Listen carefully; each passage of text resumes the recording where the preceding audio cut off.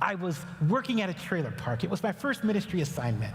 I was working with this 16-year-old gal, and this is a little bit of a sad story. She was raped. And this is the first pastoral care, emergency care I had to provide. I had to get social workers. Working with this young lady, it was horrible. Anyway, my heart was crying out for her. Anyway, it was Wednesday night, and that was the night that we went to go intercede and pray. So I'm at my church, my other church, I'm interceding, I'm praying, and then I come home, and I can't get her out of my mind. You see, the circumstance just had my mind clouded. I wasn't thinking about Jesus in that moment. I was just only thinking about how horrible this situation was, and my eyes weren't on him. And I mean, literally. I told her if there was any issues to please give me a call. Well, guess what? She did. And my heart jumped. But my phone was in the back of my Jeep. So when I go to reach for my phone, I did this. And at 50 miles an hour, I crashed on Van Owen right into a parked car. My Jeep Cherokee flipped 5 times. In the car, I just knew I was a goner. And let me tell you, I knew I was a Christian then because as I'm flipping around, I'm looking to Jesus now, and I'm like, Jesus, save me, save me, save me. But if it's my time, oh, take me, God. When it stopped flipping, I look outside my car, and there I was literally on the other side of the street. I don't even know how that happened. I get out of my car immediately, and I am freaking out. My Jeep Cherokee is destroyed.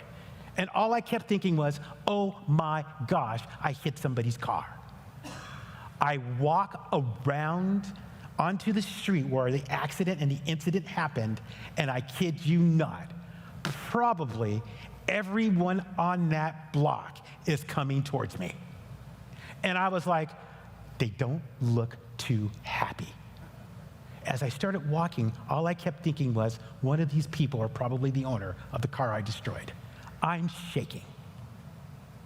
Well, I encounter the people, and there's this older gentleman who just moves in front of the pack. He puts his hand on my shoulder, and he says, son, are you okay? And I was like, yes, sir, I'm okay, but I'm still, are you okay? Is the car okay? He goes, don't worry about the car, are you okay? And I said, yes. He says, come over here and have a seat. You were in a major accident.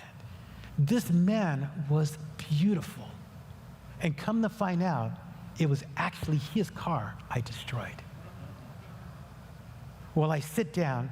He tells his kids, go get him some water. He goes and gets some water, and he brings it to me, and I'm sitting there.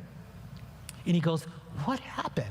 And I just started telling the story, and I mean the whole story. The story about the 16-year-old, the story about coming from church. I told him I was a pastor, and next thing you know, what, the phone rang. I hit the car. My car's flying all over the place, and he's just sitting there with the most beautiful, calm, and poised demeanor.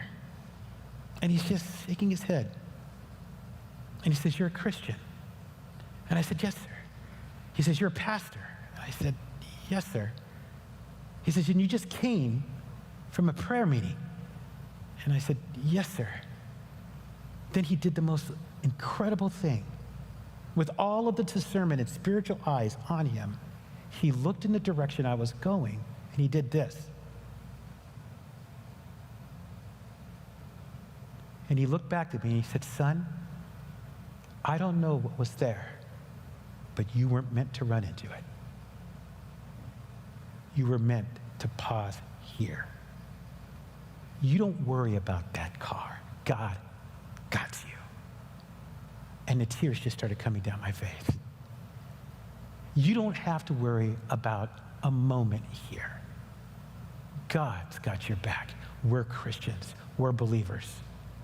And we just want to know you're going to be okay. This man's faith was amazing. And I don't know about all that, looking down the street and saying there's something worse down there. Because frankly, when you hit a car at 50 miles an hour and you're flipping around, you're kind of going, this is the worst circumstance I could be in right now.